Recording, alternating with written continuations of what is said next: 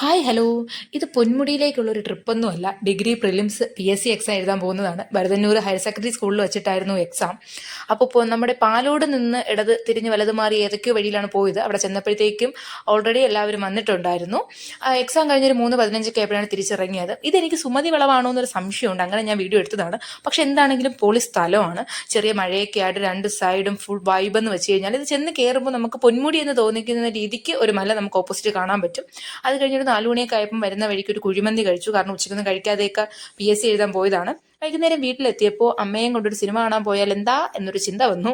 അങ്ങനെ നമ്മുടെ നെടുമങ്ങാട് റാണിയിൽ തുടരും സിനിമ കാണാൻ പോകാമെന്ന് വിചാരിച്ചു. കുറേ നാളുകൊണ്ട് വിചാരിക്കുന്നതാണ്.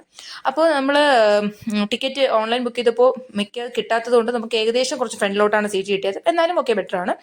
സിനിമയുടെ കാര്യം പറയുകയാണെങ്കിൽ ഓക്കെയാണ്. ലാലേട്ടൻ്റെ ഇതുവരെ ഇറങ്ങിക്കൊണ്ടിരിക്കുന്ന സിനിമകളെ വെച്ചിട്ട് നല്ലൊരു സ്റ്റോറിയുള്ള ഒരു ഫിലിമാണ്. നല്ല പടമാണ്. ഇതുവരെ കാണാത്തവർ ജസ്റ്റ് പോയി ഒന്ന് കാണണം.